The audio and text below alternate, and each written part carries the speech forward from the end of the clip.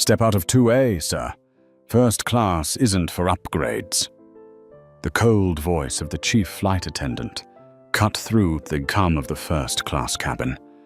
The boarding pass, pinched between two fingers painted red, was held up to the cabin light as if it were a forgery. The entire cabin turned to look. Phones were raised. A few cameras quietly blinked to life. Adrian Cole, 48, just sat there, calm.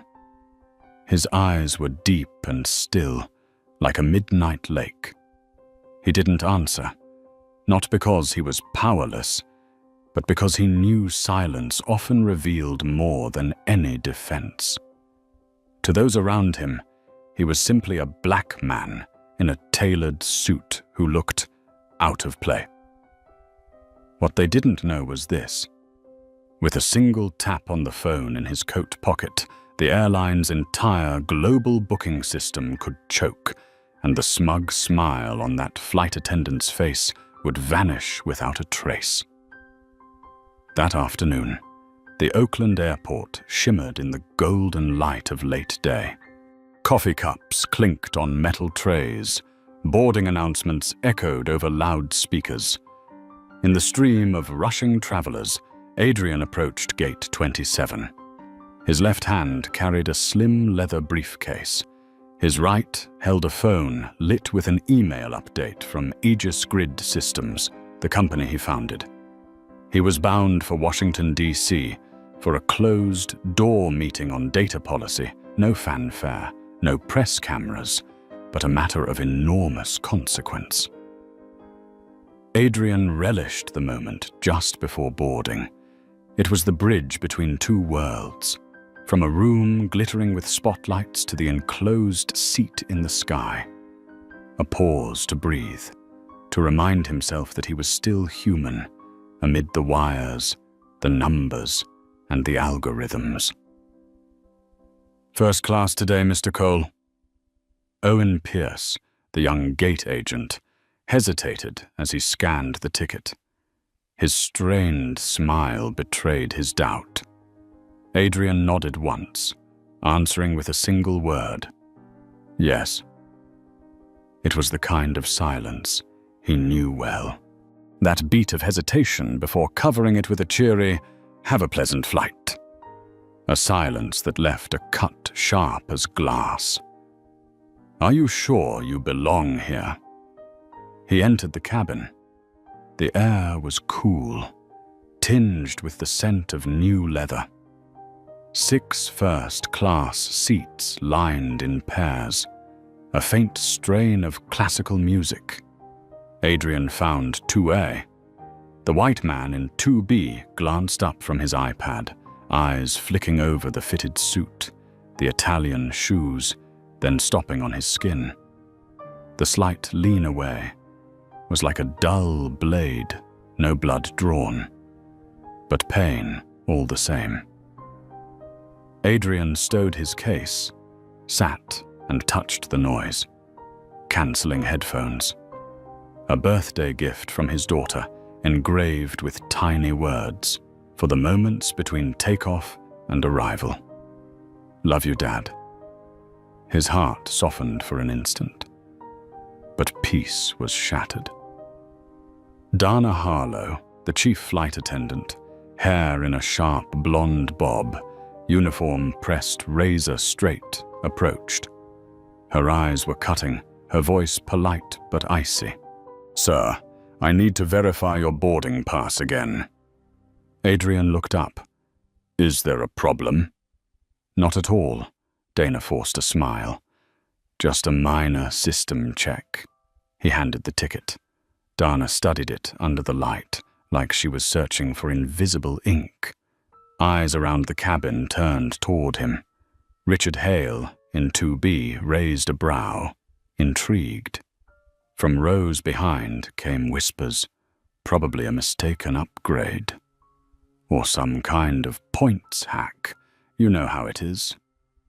Adrian inhaled deeply, exhaled slow. He had thought he'd made peace with these moments. But the old, corroded question surfaced again. How many times must you prove yourself before people believe you belong? In his wallet, the Redwood Premier Platinum card glinted beside a silver business card etched with his name.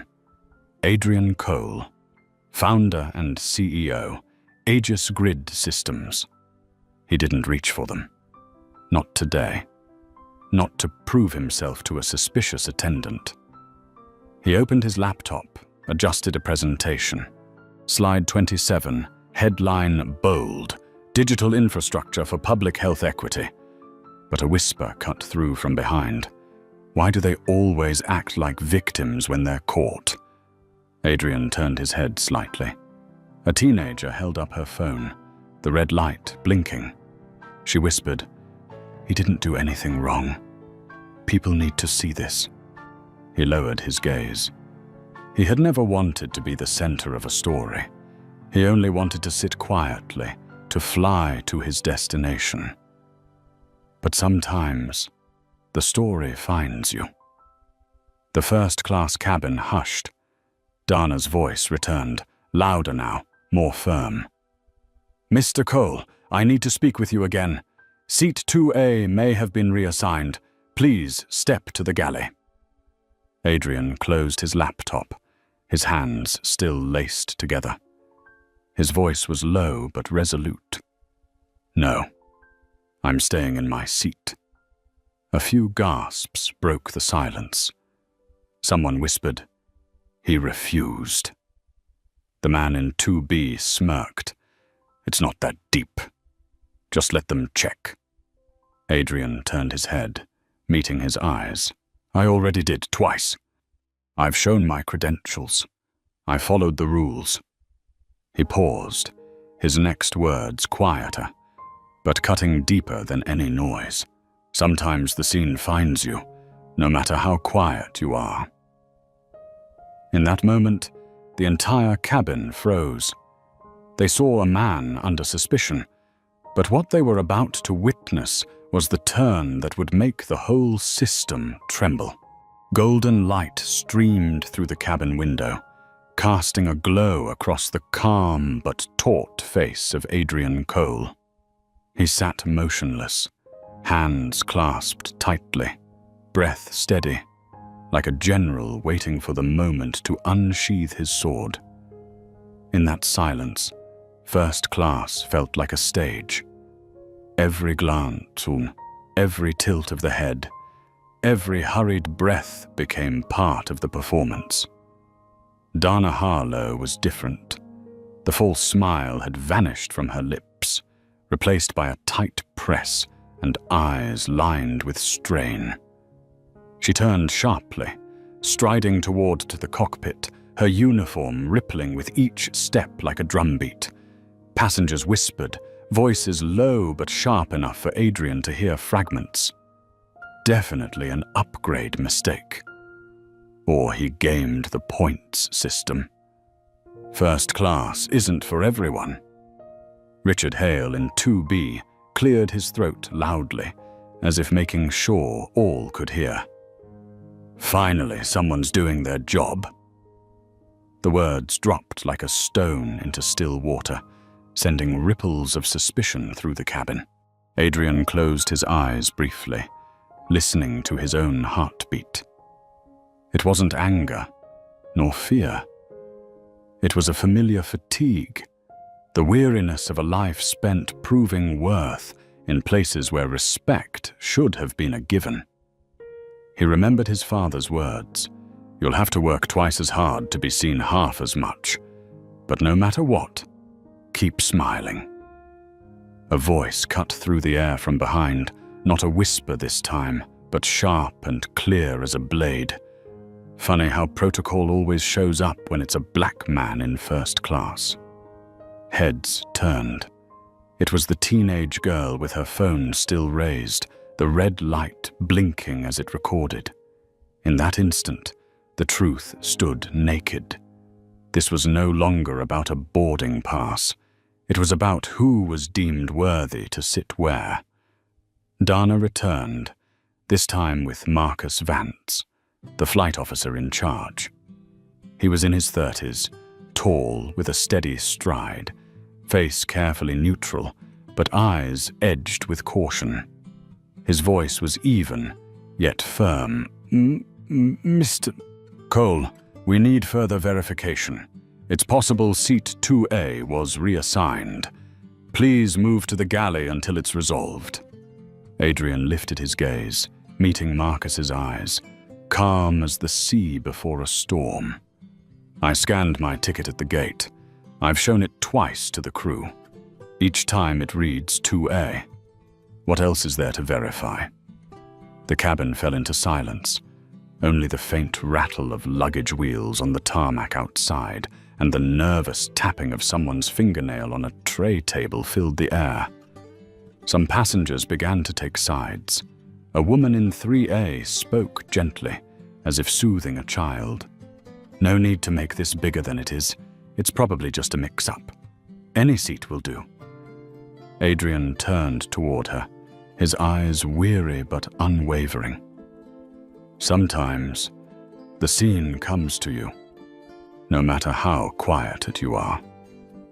The words echoed heavy in the air, leaving her speechless. Marcus Vance frowned, trying to hold his authority. If you refuse to move, I'll have to escalate this. Adrian was silent for a few moments, then nodded slightly, his voice dropping deep and resonant like a church bell. Then escalate, but I will remain in the seat I purchased. The tension swelled like a balloon stretched to its limit, all eyes fixed on 2A. Richard Hale in 2B smirked, muttering under his breath. Told you. Men like him never listen. Adrian didn't turn, didn't argue. His fingers brushed the phone, resting quietly in his coat pocket, the device holding the power to shake the airline's booking network with a single command. But not yet. He wanted them to expose every ounce of prejudice first, so the truth would be undeniable. Outside, the runway glowed gold in the setting sun. In Situmul, the pressure in the cabin mounted, waiting for the inevitable rupture. Adrian Cole sat tall, eyes fixed forward.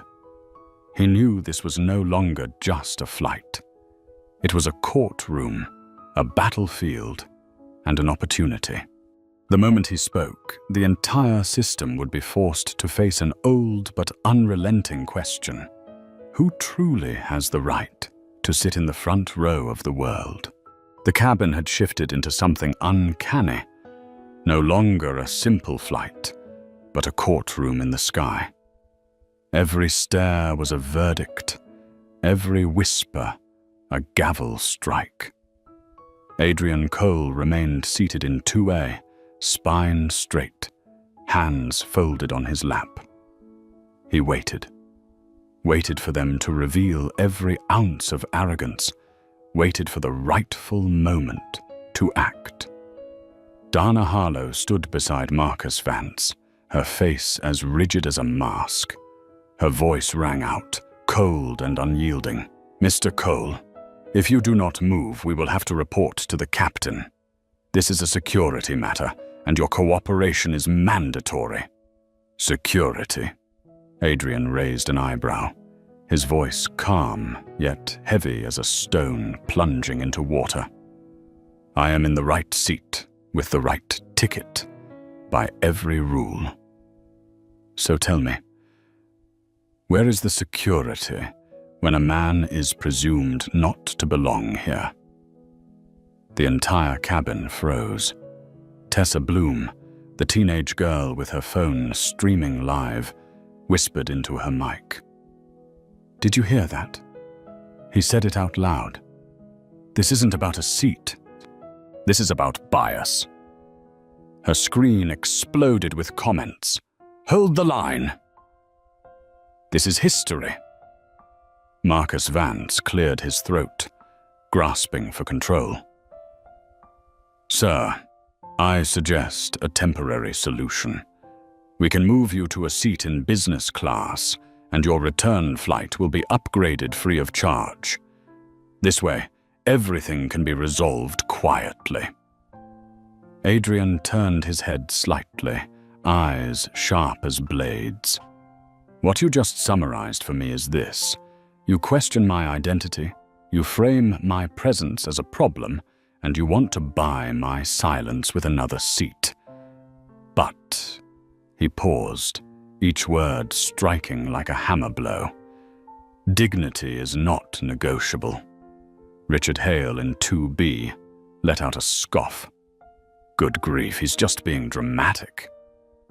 But the smirk on his face evaporated when Adrian pulled a phone from his jacket pocket and unlocked it with his fingerprint. On the screen appeared a hidden interface. Echo 9. A prompt blinked. Status: stand by. Adrian's finger slid across the glass.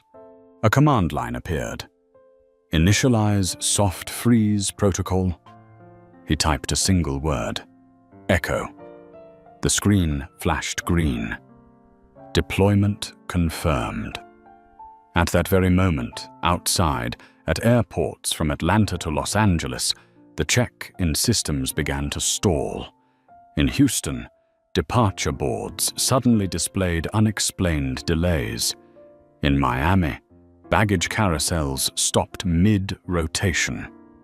In the Central Command Center, numbers on the control screens spiraled into chaos. Adrian sat motionless, unmoving. Only Tessa Bloom gasped softly, her eyes wide with wonder. "Oh my God, he just did something. The whole system is glitching." Inside the cabin, murmurs spread like wildfire. A woman in 1C glanced at her phone, frowning. "My husband just texted, flights in Dallas are on hold. What's going on?" The whispers swelled. Marcus Vance glanced down at his tablet, his expression tightening. He muttered to Dana, "Ops just flagged a nationwide freeze. This isn't local." Dana darted a look toward Adrian, panic in her eyes, but he remained still, calm as stone. His gaze blazed with unshakable resolve. Then Adrian spoke, his voice no longer just for Marcus or Dana, but for the entire cabin. "For years I've been checked, questioned, told to prove I deserve to be here. But all of you forgot one thing." He paused, his tone deep and resonant, like a drumbeat rolling through the air. "I am not just a passenger. I am the man who built the backbone of the system you rely on." A stunned silence fell. Phones throughout the cabin lifted high, live stream counters ticking upward by the second. Adrian tightened his grip on the phone, eyes locked on Marcus. "This is no longer about a seat. This is about whether the system treats everyone fairly, and I will not rise from this chair until that answer is clear." The cabin erupted in a silence more deafening than sound. Dana stiffened. Marcus was struck dumb. Richard Hale sat with his mouth agape. And in the back row, Tessa Bloom whispered to more than 50,000 viewers tuned in live. "This isn't just a flight anymore. This is history." Adrian Cole leaned back slightly, his chest rising with steady breaths, his eyes burning bright. He had just opened the door to a storm that would sweep the skies. A storm named Justice. The cabin lights still glowed, but the atmosphere in first class had thickened into something suffocating, heavy as if the air itself had turned solid. Adrian Cole sat motionless in seat 2A, his hand resting on the phone where the Echo 10 icon pulsed green. One more touch and what looked like a technical glitch would swell into a global storm. Marcus Vance, the flight officer, leaned forward, his tablet vibrating with a stream of red alerts. Sweat gathered on his forehead despite the steady blast of cold air from the vents. Ops is reporting the whole system. Check. In frozen in New York. Boarding delays in Chicago. Baggage halted in Miami. Dana Harlow bit her lip, her hand trembling against the seat back. She glanced at Adrian, and for the first time her eyes flickered with something unfamiliar: fear. Passengers began receiving messages from relatives at other airports. This is strange. They're saying all Sierra Airways flights are being held. CNN just reported a network-wide outage. The low hum of whispers swelled, waves crashing against the hull. People looked at Adrian with a mix of doubt and awe. He sat there upright, his face calm, almost chilling in its composure. From the back, Tessa Bloom held her phone close, her voice shaking with both fear and excitement. "Do you see this? It all started here, seat 2A, on flight 180. He didn't shout, didn't argue, he just commanded. And the whole airline trembled." The live stream count leapt upward. 20,000, 35,000, 50,000 viewers. Marcus drew a deep breath, forcing his voice steady as he leaned closer to Adrian. "Mr. Cole, if you truly are interfering, please stop. This is a matter of national security." Adrian tilted his head, his voice low and deliberate, each word hammered into place. "Security doesn't live in a seat. It lives in how you treat people. When a system abandons respect, I will force it to stop." Richard Hale in 2B let out a nervous laugh, but it wavered and broke. "All this over a seat? You'd bring down an airline for that?" Adrian turned, his gaze piercing straight through him. "Not for a seat. For the first time, I will not stay silent." The intercom crackled, and Captain Ortega's urgent voice filled the cabin. "Ladies and gentlemen, we are experiencing a disruption from central operations. Please remain calm. This flight will be delayed until clearance is granted." A collective sigh swept the cabin. Faces tightened, and several phones turned toward Adrian. No one doubted anymore. The outage and the man in 2A were connected. At Sierra Airways headquarters in Houston, entire walls of screens glowed crimson with alerts. Engineers pounded keyboards. Managers sprinted through hallways. On the main display, bold text flashed. "System latency override. Echo signature detected." In the emergency boardroom, CEO Gregory Stanton slammed his hand against the table. "Oh, Cole, Adrian Cole. God, he's on flight 180. Get me a line. I want to speak to him directly."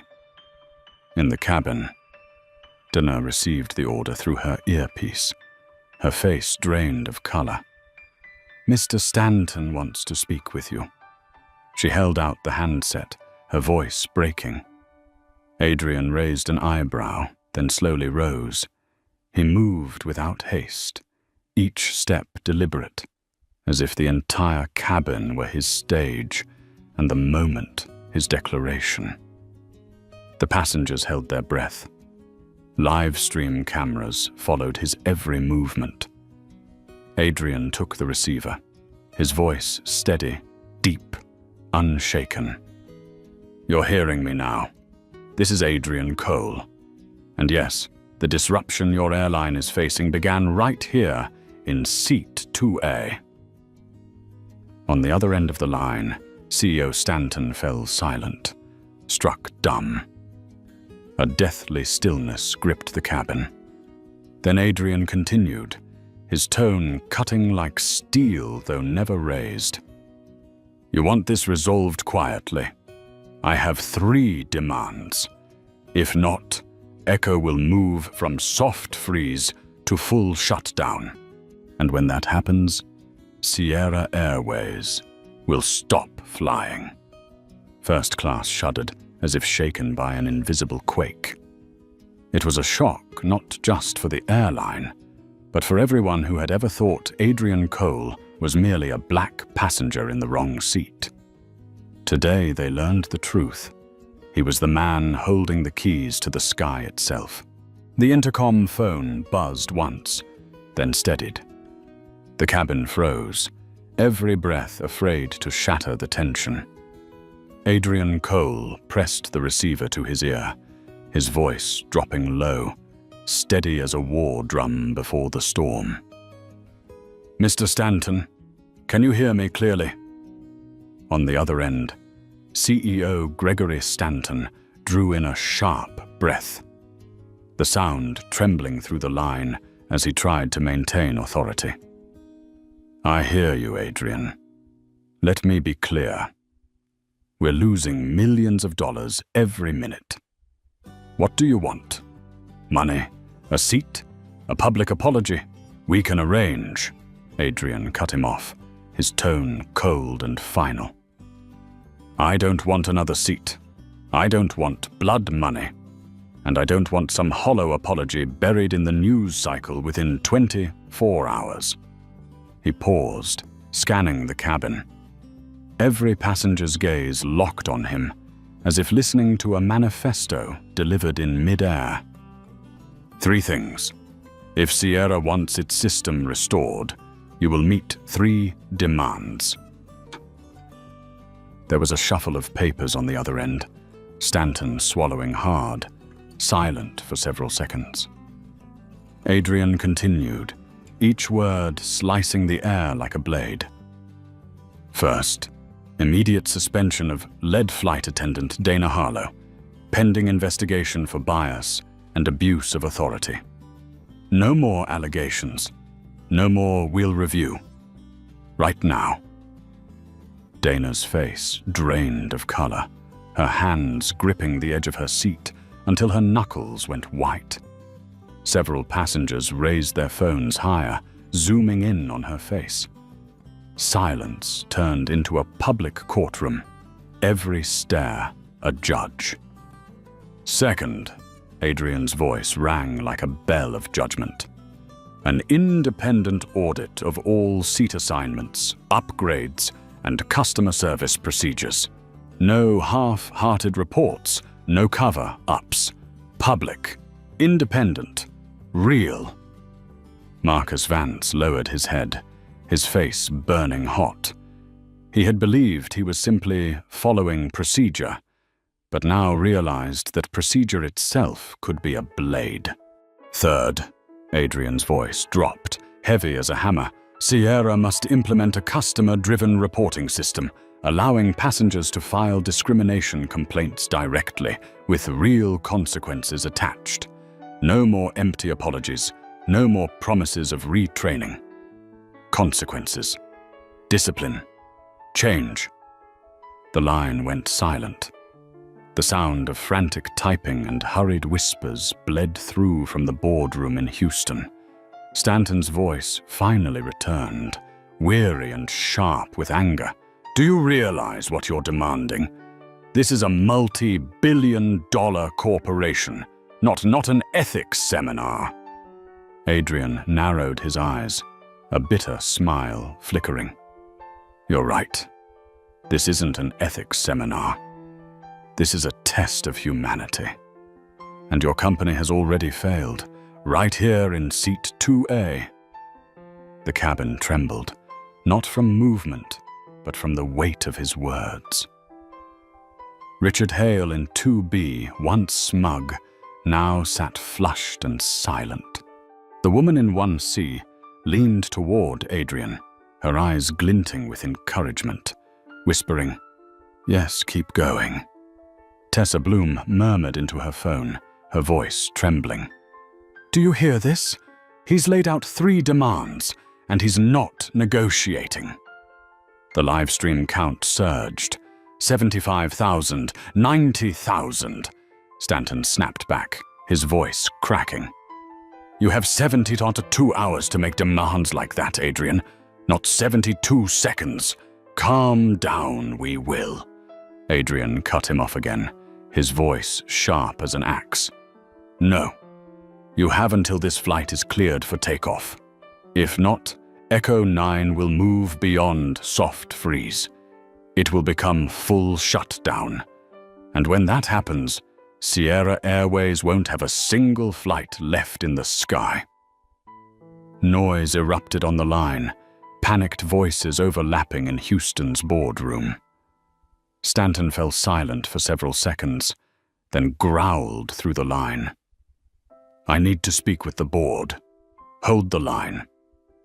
Adrian placed the receiver back in its cradle. He turned to the cabin, his eyes blazing. A dense silence lingered for a moment before it shattered into hushed murmurs. He just forced the CEO to back down. This is broadcasting live everywhere. Adrian sank back into seat 2A, his gaze drifting out toward the runway glowing gold in the sunset. He did not smile. He did not raise a fist. He simply sat still, letting the world understand that from one disputed seat, the entire system had been forced to its knees. First class was no longer a space of luxury in the sky. It had become the eye of the storm. Every passenger, every glance, every breath was drawn to seat 2A, where Adrian Cole sat upright, hands clasped on his lap, his gaze fixed on the window, yet his will cutting through every wall around him. A small chime rang. It was the cabin's network signal. Dozens of phones buzzed at once as news began to flood in. Breaking: Sierra Airways faces global technical disruption. Insider sources: Echo 9, developed by Aegis Grid, has just been activated. In 14C, a young student gasped, covering her mouth. "Oh my God, this isn't just a seating mistake. He's the one who controls the entire reservation network." She turned to her friend. "I'm watching history unfold right in front of me." Dana Harlow stood pale near the galley, her confidence from 20 years of training collapsing in an instant. In her chest, a cold whisper echoed. One word, one attitude, and now my entire career could shatter. Her fingers clutched the seat back so hard they trembled uncontrollably. Marcus Vance, still holding the posture of an officer, no longer had sharp eyes. He slumped into the jump seat, his tablet flashing red alerts. A painful realization broke open inside him. I called it protocol, but what kind of protocol makes a human being a suspect just because of the color of his skin? Beyond the cabin, the dominoes began to fall. At Dallas, long lines of passengers murmured beneath boards flashing delayed. In New York, a pilot stepped out of the cockpit, explaining helplessly, "We can't start the engines. Central control is locked." In Miami, luggage piled high as the belts froze. On CNN, a reporter spoke live from Houston. "We have just confirmed that the disruption traces back to a passenger on Sierra Flight 180. That passenger is none other than Adrian Cole, CEO of Aegis Grid, the firm providing the backbone technology for the airline's entire system." Inside the cabin, whispers spread. The woman in 1C leaned over, her voice trembling with awe. "You're not just holding your seat. You're holding dignity for all of us." Richard Hale in 2B, once smug and dismissive, now sat in silence, pale, staring at his own shaking hands. Tessa Bloom whispered into her phone, her live stream hitting 20,000 viewers. "Do you see this? This isn't about a seat anymore. This is proof of one truth. A system is only powerful until the person who built it says enough." A ding sounded from the intercom. Captain Ortega's voice came through, urgent and strained. "Ladies and gentlemen, we are unable to depart the gate at this time. Central Command is in emergency session. Please remain calm." A murmur rippled through the cabin. An emergency session? The CEO must be negotiating with him right now. My God, one man sitting still can ground the skies. Adrian closed his eyes for a moment. Behind his lids, memories returned. His father, bent in a construction uniform, sweat dripping as he reminded him he had to work twice as hard to be recognized halfway. His daughter Maya, sobbing on the phone after a store security guard followed her like a thief. Adrian inhaled deeply and opened his eyes. Silence had no place anymore. He set his phone gently on the tray table. The green screen glowed with words visible to anyone nearby. Echo 9. Latency override active. Marcus stared at the screen, swallowing hard. His voice finally broke through, low and trembling, but sincere. "Mr. Cole, I should have stopped this long ago. Not the system, but the way we saw you. I'm sorry." Adrian turned to him, eyes stern but not cold. He nodded once. "True apology begins with action. Remember that." In Houston, CEO Gregory Stanton returned on the line, his voice crushed under the weight of shareholders, the press, and the man in seat 2A. "Mr. Cole, we will consider it. But please, give us time," Adrian cut him off, steady and unyielding, his voice carrying through the cabin. "There is no time. Either Sierra changes now, or the skies will close." A silence heavy as concrete fell across the cabin. Then phones buzzed, headlines exploding across the world.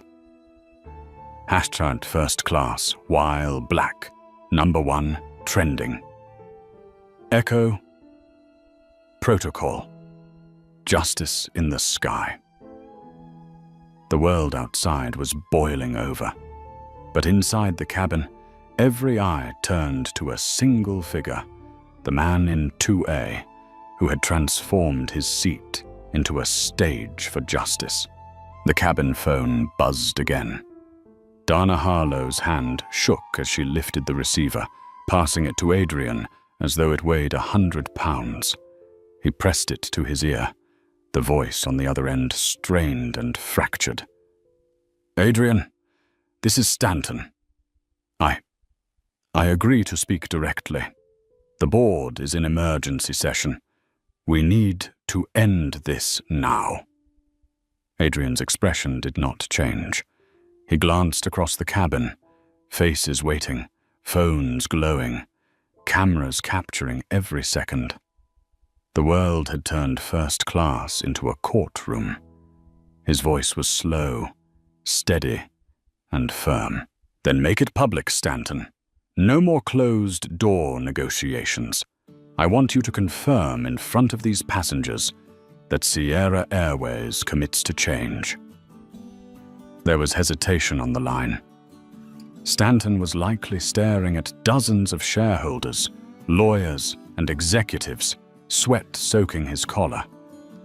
At last his voice came, strained and stiff. "Ladies and gentlemen, I am Gregory Stanton, CEO of Sierra Airways. I want to extend my apologies to all passengers aboard Flight 180, and I confirm we will initiate an independent investigation, suspend the chief flight attendant involved immediately, and implement a customer reporting system for all discriminatory behavior. The cabin erupted in shock.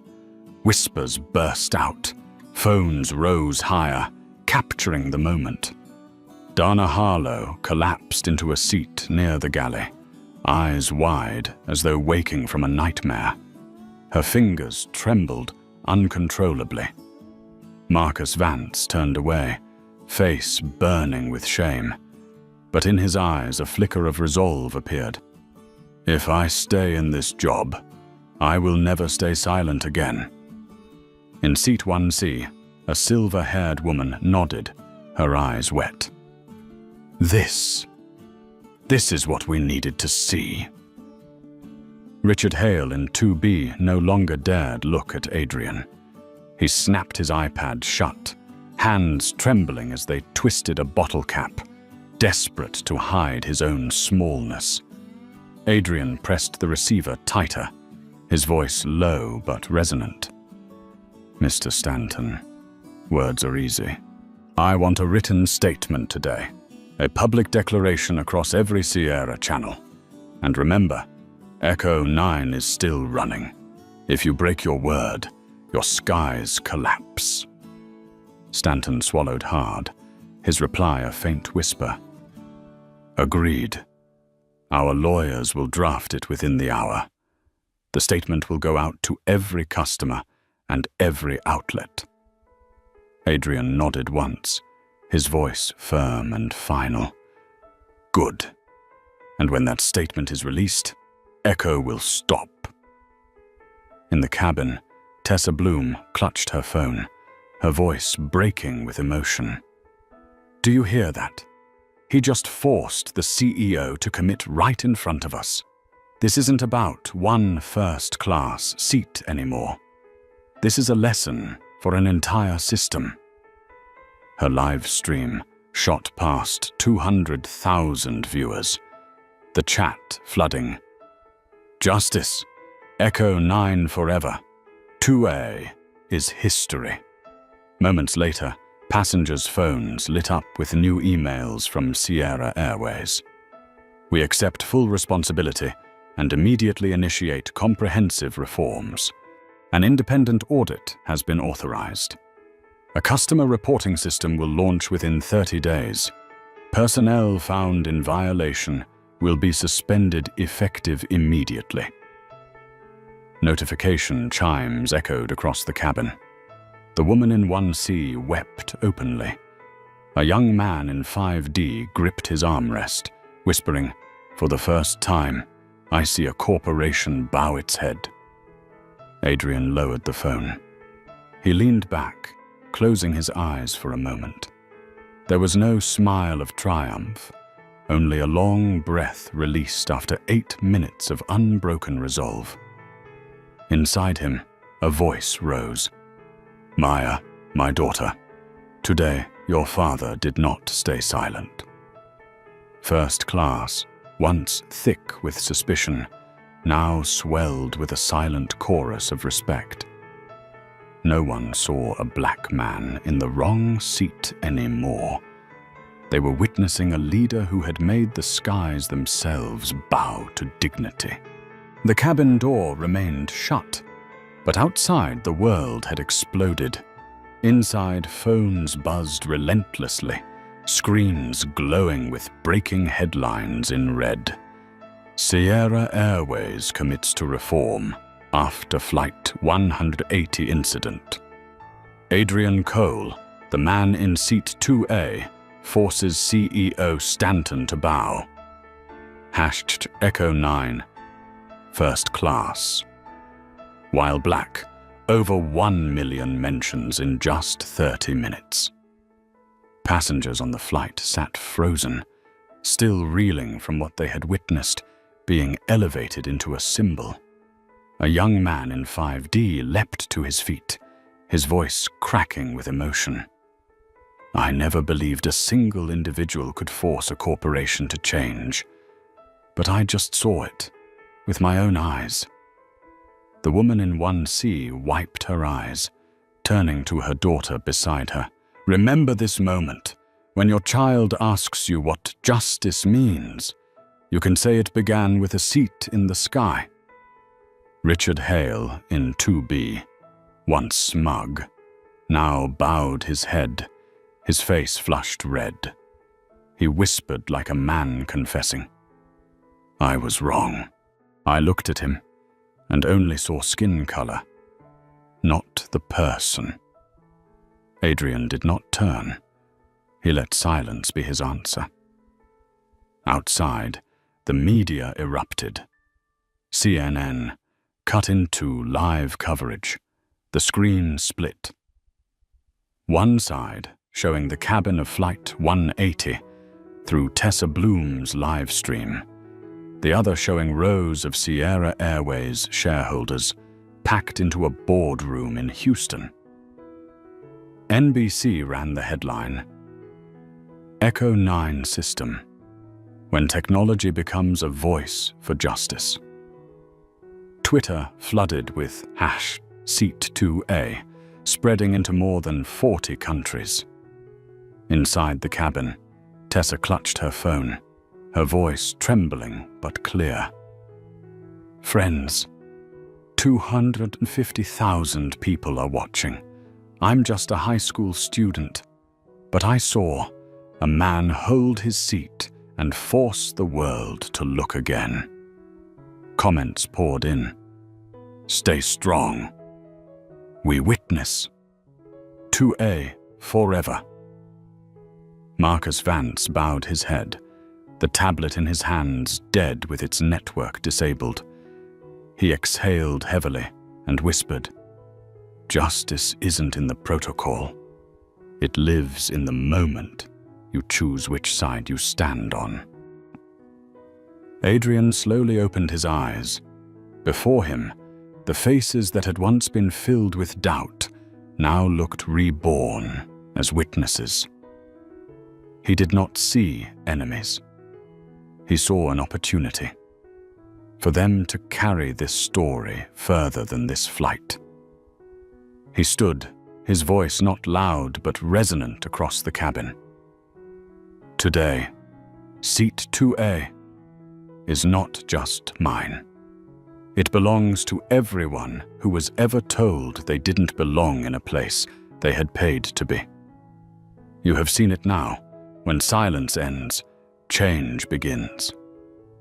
Applause broke out, hesitant at first, then strong, spreading through the cabin. Some wept openly.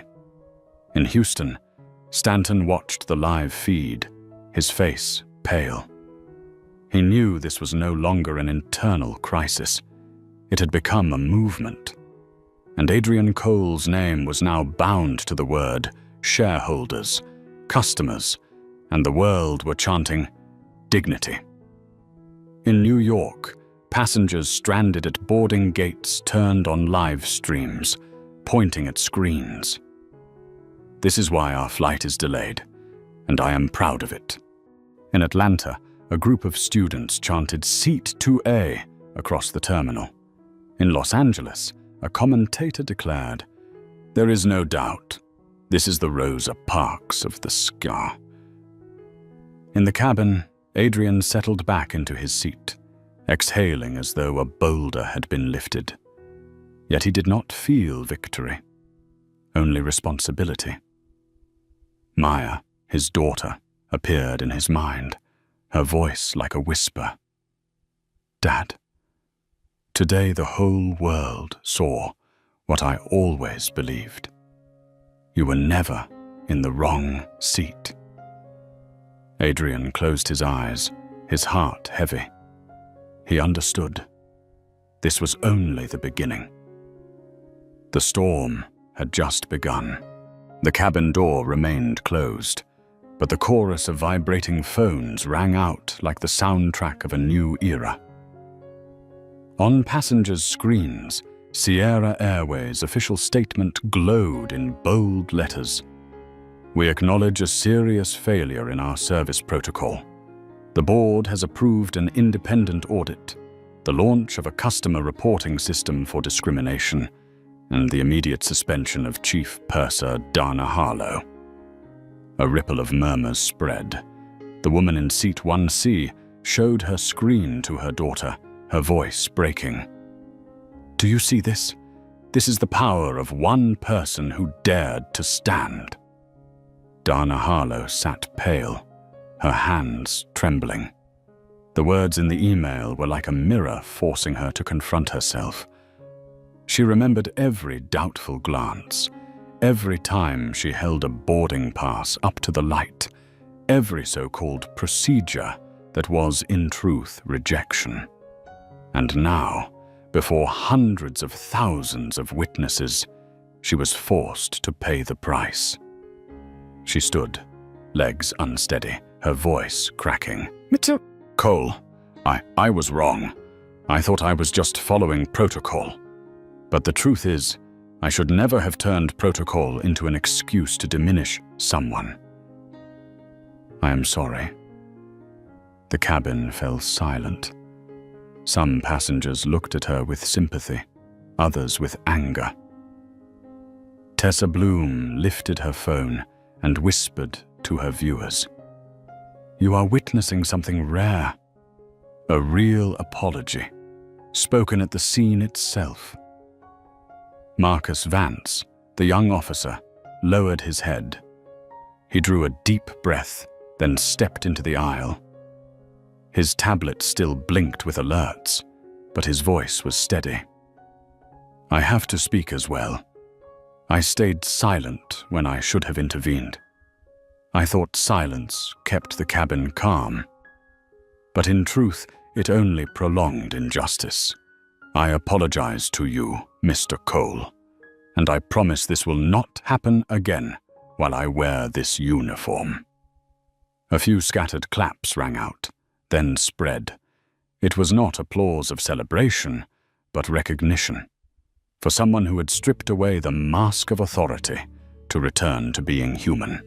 In the back rows, a young student lifted his phone, pointing it at his own face. "I never thought a flight could teach me about justice. But I will never be silent again. Not in school, not at work. Seat 2A showed me that silence is also a choice, and it is the worst choice." The cabin erupted with shouts. "That's right! Speak out!" Adrian Cole remained upright in seat 2A. He looked at Dana, then Marcus, then across the cabin. His voice rolled evenly, not loud, but striking each heart. "An apology is the beginning. Action is the end. When you leave this flight, remember this. Fairness does not arrive on a mitsan somustam on its own. It must be demanded, defended, and protected, even when it makes others uncomfortable." The cabin sank into thoughtful silence. No one saw him as a passenger under suspicion anymore. They saw him as a guide, opening the road everyone should have taken long ago. Outside, the media exploded. News networks replayed Stanton bowing as he read the statement. Commentators called it the Seat 2A Revolution. In New York, crowds chanted the hashtag #Echo9. In Chicago, students raised signs reading, "Dignity is not negotiable." Inside the cabin, Tessa Bloom whispered into her camera, "This is not just a flight anymore. This is where an entire system was forced to face the truth." Adrian's gaze drifted toward the window. Out on the runway, airport lights flickered and the sky awaited. But he knew takeoff was only the next step. True change was the longest journey the entire world had just begun. The cabin screen clock blinked, marking nearly 2 hours since it all began. Yet for the passengers, It felt like a lifetime where truth had been hidden, smothered under procedures and polite smiles. But today, at seat 2A, it had been dragged into the light. Captain Ortega's voice came over the intercom, deep but lighter now. "Ladies and gentlemen, we've received clearance from control. The system is stabilizing. We are preparing for takeoff." A wave of relief swept through. Some clapped, a few cried, not because the flight was resuming, but because they knew they had just witnessed change. The plane rolled down the runway. Engines roared, rattling the windows. In the cabin, all leaned forward, but their eyes remained fixed on Adrian Cole, the man who had turned a first-class seat into a symbol. Richard Hale in 2B turned, his voice hoarse. "Mr. Cole, I owe you an apology. I judged you wrongly. I thought you didn't belong here. But now I know I'm the one who needs to learn how to sit in the right place." Adrian glanced at him, his gaze kind yet firm. He nodded slightly and said only one thing.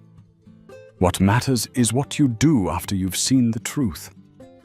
The woman in 1C placed her hand on his, her voice trembling. "When my granddaughter asks me what justice means, I will tell her about seat 2A, about a man who refused to move. And because of that, the whole world had to stop." Adrian smiled faintly, though his eyes were wet. He thought of Maya, his daughter, watching all of this unfold on a screen somewhere. He wished he could hold her right now, to let her know her father was not just a CEO, but an example. The engines roared, the fuselage shuddered, then lifted from the ground. The cabin tilted, but Adrian felt a strange calm. He looked out the window, the airport lights shrinking into tiny streaks below. The sky opened wide. Just like justice, Hira thought. It cannot be caged on the ground forever. In the back, Tessa Bloom ended her live stream. Her face glowed pink in the screen's light. She looked around, then whispered to the passenger beside her. "I'm only 17, but after today, I know I'll never be silent again. If one person can stop the entire sky, then we can make this world move." Adrian closed his eyes, leaning against the headrest. In his mind, he heard his father's words. "You must do twice as much to be seen, half as much." Today he had done more than that, not just for himself, but for millions watching.